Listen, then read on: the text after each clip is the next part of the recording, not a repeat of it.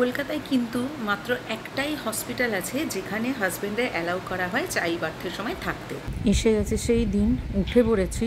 আর বলতে কোনো ভয় নেই যে আমার প্রচণ্ড ভয় করছে। এই স্যালাইন চলছে আর সোফার টোফার শব্দ আছে, একটু বমি পাচ্ছে। আর আমি তোমার সাথে আমার কুচোর পরিচয় করিয়ে দিই। ডেলিভারির আগের দিনের এক্সপিরিয়েন্স জাস্ট একটু তোমাদের সাথে শেয়ার করতে চলে এলাম। আজকে একটু টেনশন হচ্ছে।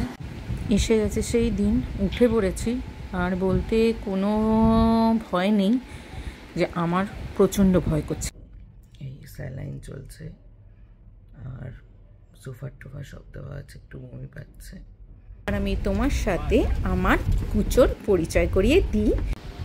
হ্যালো, সবাই কেমন আছো? Welcome again to my channel Pritha's daily diary. তো আজকে হতে চলেছে একটা ভীষণ ইম্পর্টেন্ট ব্লগ, যেটা হতে চলেছে আমার প্রেগনেন্সি ব্লগের লাস্ট ব্লগ, মানে আমার ডেলিভারি দিনের ব্লগ আর তার আগে দুদিনের এক্সপিরিয়েন্স।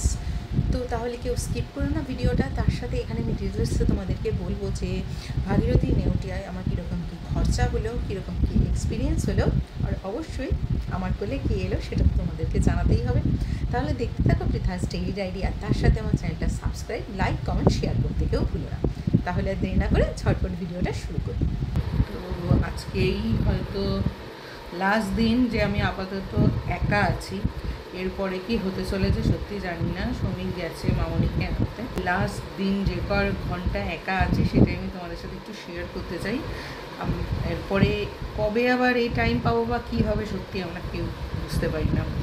তো মেয়েদের জীবনে এটা খুবই একটা অদ্ভুত টাইপের ফেজ, তো সেই জন্য আমি তোমাদের সাথে জাস্ট শেয়ার করছি। তো এখন বাজে এই দুপুর 2টো মতো। তো আমি খেতে বসেছি, সকালবেলা যেরকম ব্রেকফাস্ট করেছি। তো আজকের খাবার খুবই সিম্পল, আমি সেটাই তোমাদের সাথে একটু শেয়ার করব। তো খাচ্ছি আমি সয়াবিনের তরকারি, চিংড়ি মাছ সাঁতলানো। এটা একটা ঘটি স্পেশাল খাবার, খুব সিম্পল। নুন হলুদ দিয়ে চিংড়ি মাছকে জলে সেদ্ধ করে নেওয়া, তারপরে কাঁচা পেঁয়াজ, লঙ্কা আর সর্ষের তেল দিয়ে মেখে খাওয়া, আর হচ্ছে গিয়ে আমের চাটনি। তো আজকে এটাই খাওয়া। আর একটু গন্ধরাজ লেবু নিয়েছি, মাছ তো খেতে একদমই পাচ্ছি না। তো দুপুরবেলা খেয়ে দিয়ে একটু রেস্ট নেবো, তার মধ্যে বিকেল 4টের মধ্যে ওরা চলে আসবে। তাহলে এই সময়টুকু আমি একটু নিজের মতো এনজয় করি। পুরো প্রেগনেন্সি তো অ্যাজ কিছু সমস্যা হয়নি, কিন্তু রিসেন্টলি যা যা সমস্যা হচ্ছে, যেমন হাত পা ফোলা, পা প্রচণ্ড এখন ফুলে আছে, মানে পায়ে কোনো শেপ নেই। শুয়োরের পায়ের মতো হয়ে গেছে দেখতে জিনিসটা, পায়ের জাস্ট কোনো শেপ নেই। প্লাস হাতের এই গাঁট ফাঁটগুলোও ফুলে গেছে। এটা ডক্টর আমাকে বলেই ছিলেন যে এরকম গ্রিপ করতে কিন্তু অসুবিধা হবে। তো সত্যি কথা বলতে এখন সকালবেলা উঠে মেনলি সমস্যা হয়, হাত পুরো এরম করা যায় না। তারপরে ধীরে ধীরে বেলা বাড়ার সাথে একটু একটু ঠিক হয়। তো রিসেন্টলি অনেকগুলো এর মধ্যে টেস্ট হয়ে গেল, যেরকম শ্রমিকের ভীষণ ইচ্ছে ছিল আরেকটা স্ক্যান করে দেখার। তো এত আর্লি স্টেজে এত লেট স্টেজে সাধারণত কেউ স্ক্যান করে না, তাও করে নিয়েছি। সব কিছু ঠিক আছে যেটুকু আমরা রিপোর্ট পেয়েছি। তারপরে বাকি হচ্ছে গিয়ে আর যা যা হলো। আর হেপাটাইটিস বি টেস্ট করতে দিয়েছিলেন, হেপাটাইটিস বি এর রেজাল্টও ঠিকই আছে। প্লাস হচ্ছে গিয়ে যেহেতু বডি ইচিং হচ্ছিল আমার, সেই জন্য আমাকে এলএফটি করতে দিয়েছিলেন, মানে লিভার ফাংশন টেস্ট, যে লিভার কোনো ড্যামেজ হচ্ছে নাকি, তো এই সংক্রান্ত। তো কারোর যদি বডি ইচিংয়ের সমস্যা থাকে, সব কিছুকে নর্মাল না ভেবে কিন্তু আমার মনে হয় টেস্ট করিয়ে নেওয়া দরকার। কারণ আমার ডক্টর আমাকে বলেছিলেন যে যদি লিভার ফাংশনের সংক্রান্ত কিছু সমস্যা হয়, তাহলে সেই ক্ষেত্রে কিন্তু ডেলিভারি ডেট আরও এগিয়ে আনতে হবে। তো লাস্ট এই 10-15 দিন ধরে ছোটোখাটো অ্যাসিডিটি, বডি পেন, হাত পা ফুলে যাওয়া, ইচিং, এই সংক্রান্ত সমস্যা সব হচ্ছে। ফ্রাইডে ডক্টর বলে দিয়েছেন যে সকাল 6টার ভেতরে সব কিছু খেয়ে নিতে। কারণ সকাল 6টার পর থেকে কিছু খাওয়া তো দূরস্থ, জলও খাওয়া যাবে না, যেহেতু এটা মনে হয় ওটির নিয়ম। আর খাওয়া বলতে খুবই হালকা পাতলা খাওয়া, লাইক মুড়ি, জল, বিস্কিট এরকমই কিছু খেয়ে নিতে হবে। তো সেদিন তো মোটামুটি সকাল 5টায় উঠে পড়তে হবে, আর 8টার ভেতরে ভর্তি হয়ে যেতে বলেছে। তারপর 12টা, 12:30 নাগাদ মেবি ওটি হয়ে যাবে। তো সেই রকমই আর কি, সেভাবেই আর কি প্রিপারেশন নিচ্ছি। ব্যাগ ফ্যাগ পুরো গুছিয়ে রেখেছি, আর ব্যাগে কী কী নিয়েছি আমি সেই লিস্টটা অলরেডি তোমাদের সাথে শেয়ার করে দিয়েছি। ফ্রাইডে সেই দিনই আর কি নেক্সট আমার ব্লগ করব, জানি না সেদিন কী হবে। তো সব কিছু ঠিকঠাক হোক, যে আসছে সে যেন সুস্থ স্বাভাবিক ভালো হয়, এইটুকুই আশা। ডেলিভারির আগের দিনের এক্সপিরিয়েন্স জাস্ট একটু তোমাদের সাথে শেয়ার করতে চলে এলাম। আজকে একটু টেনশন হচ্ছে। কালকে এখন বাজে হচ্ছে কি 3:30 মতো। কালকে যেহেতু ডেলিভারি ডেট, তো কালকে তো এই সময় সব হয়ে গেছে, তো কী হবে এই নিয়ে একটু এখন সত্যি কথা টেনশন আছে। সকালবেলা উঠলাম নর্মাল, আজকে জাস্ট লিকার চা বিস্কিট খেয়েছি। দুপুরবেলা আজকে পছন্দ মতো একটু খেয়ে নিয়েছি, টকের ডাল, পেঁয়াজি, দেশি মুরগির ঝোল, আমের চাটনি, টক দই, পারফেক্ট গরমকালের খাবার। তো তারপরে ওষুধপত্র খেয়ে আজকে দুপুরে একটু ঘুমিয়ে নিতে হবে।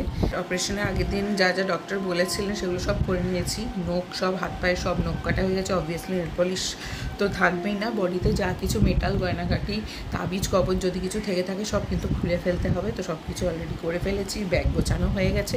আরেকবার দেখে নেব ফাইলে রিপোর্ট, স্ক্যান রিপোর্ট সব কিছু গোছানো হয়ে গেছে। এবার সব কিছু নিয়ে কালকে যাব।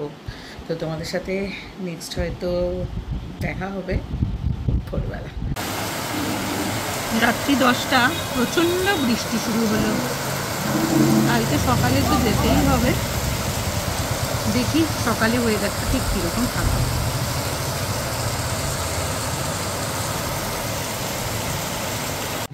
এসে গেছে সেই দিন, উঠে পড়েছি। আর বলতে কোনো ভয় নেই যে আমার প্রচণ্ড ভয় করছে আজকে। দেখালাম অলরেডি বাজে তোমার 5:15। তো কালো কফি, জল, মুড়ি, আর এর সাথে হয়তো আমি খাবো গুড ডে বিস্কিট। ঘুম তো প্রচণ্ডই পাচ্ছে, রাতে তো এখন ঘুম হয় না, কিন্তু যেহেতু টাইমে খেয়ে নিতে হবে তাই খেয়ে নিচ্ছি। তো আমরা রেডি হয়ে গেছি, এখন বাজে এই 7:15, 7:30 নাগাদ বেরিয়ে যাব। 8টা নাগাদ তো ভর্তি হয়েই যেতে হবে। এবার আর দেরি না করে চলো তাহলে যাওয়া যাক। একটা গল্প আছে, এত রাত্রিবেলা বলছে অ্যালার্ম দিয়েছি।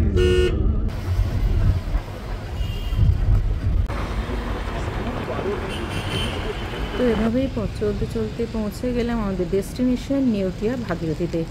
এবার শুধু রুম চুজ করে ভর্তি হওয়ার পালা।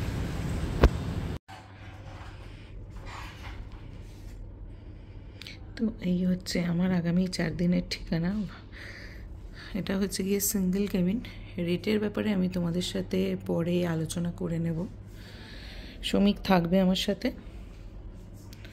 আর সব কিছু। আর এই হচ্ছে আমি রেডি। এবার যখন নিয়ে যাবে, এখন বাজে 9টা, বলেছে 11টা নাগাদ দুটি হবে। তো দেখা যাক শেষ অবধি কখন কি হয়। তাহলে হোপ ফর দ্য বেস্ট। চুল টুল বেঁধে একদম রেডি ওটিতে যাওয়ার জন্য। নেক্সট তোমাদের সাথে দেখা হবে ওটির পরে। আশা করি সুস্থ থাকবো। তো ওটি তো হয়ে গেছে খুব সুইফটলি, বাচ্চাও হয়ে গেছে।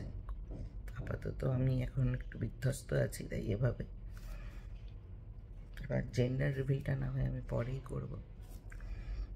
আপাতত তো এই স্যালাইন চলছে আর সোফার টোফা সব দেওয়া আছে, একটু বমি পাচ্ছে আর একটা অদ্ভুত ঘুরে আছি। ঘুম পাচ্ছে না, কিন্তু ঘুমন্তই লাগছে।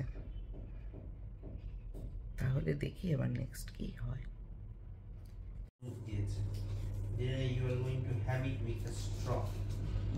স্ট্র দিয়ে যে স্যুপ খাওয়া হয় বুঝতেই পারছি কত ভালো। সকাল 6:30 বাজে। ওরা তো স্পঞ্জ করিয়ে দিয়ে চা দিয়ে চলে গেছে, আর একজন নিশ্চিন্তে ঘুমাচ্ছে। আর আমি এই চাটা খাচ্ছি, আর নিজেকে এরম পাগলি পাগলি টাইপের দেখতে লাগছে, সেটা আমি ফোনের ক্যামেরা দেখে বুঝলি। সলিড দেওয়া সব শুরু করেছে সেকেন্ড ডেতে। এই সকালবেলা একবার স্যুপ দিয়েছিল, এখন ডাবের জল আর উপমা বা সুজি। আপাতত তাহলে এই পুরো এখনও ঘোরের মধ্যে কাটছে। ঘুম পাচ্ছে হয়তো, সেরকমভাবে ঘুমানো হচ্ছে না, কারণ বারবারই ওষুধ ইঞ্জেকশন চলছে। এবার দেখা যাক যে আজকে সারাদিনটা কীরকম কী কাটে।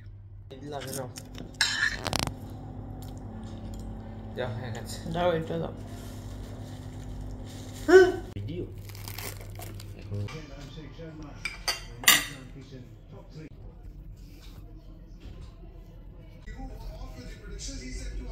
বলছি যে ও যাচ্ছে। হ্যাঁ, আজকে সকাল থেকে তো শুধু খেয়েই যাচ্ছি, চা বিস্কিট, তারপরে চিকেন স্যুপ, দুপুরবেলা হচ্ছে গিয়ে একদম গলা ভাত, ডাল, লাউয়ের তরকারি, মাছের ঝোল, টক দই। তারপরে এখন বিকেলের দিকে আবার হচ্ছে গিয়ে চা বিস্কিট, তারপরে একটু আগে দিয়ে গেল চাউমিন আর চিকেন স্যুপ। আবারও নিশ্চয়ই দেবে, হয়তো রাত্রিবেলা দেবে। ওরা তো 8টা সাড়ে 8টা নাগাদই ডিনার দিয়ে দিচ্ছে। তো খাওয়া দাওয়ার ব্যবস্থা তো খুব ভালোই এখানে। বাকি ডিটেলস খরচা ওগুলো আমি তোমাদেরকে ধীরে ধীরে বলবো, যখন বিল হবে তারপরে আমি বলতে পারবো অ্যাপ্রক্স কী খরচা। তাও একটু বলে দিই, সিঙ্গেল কেবিন মোটামুটি 1 লাখ, আর ডাবল শেয়ারিং 84, আর 4 বেডেড ওই 15-16 হাজার টাকা ডিফারেন্স, সব কিছু ধরে রাখো। তো বাচ্চাকে তো বেশ কয়েকবারই গেছে, আর প্রচণ্ড ব্যথা, এই জন্য আজকে ক্যাথিটার জাতীয় কিছু খুলবে না, কালকে খুলবে। আজকে একটু জাস্ট হেঁটেছি, হাঁটতে গিয়ে জাস্ট প্রাণ বেরিয়ে গেছে, কোমর এত ব্যথা করেছে, মনে হচ্ছে প্রথমবার হাঁটতে শিখছি। তো আপাতত এই ভিজিটিং আওয়ার শুরু হয়ে গেছে। এবার ফ্যামিলির লোকজন আসছে, তাদের সাথে একটু কথা বলি, দেখি তারপরে আজকের দিনটা কীরকম বাকিটা যায়। যেহেতু আমার শরীর একদম ফিট ছিল, সেই জন্য 4 দিন নয় 3 দিনের মাথায় আমাকে ডক্টর রিলিজ করে দিয়েছিলেন। তো এসো এবার আমি তোমার সাথে আমার কুচোর পরিচয় করিয়ে দিই যে আমার কোলে কে এসেছে। দেখিস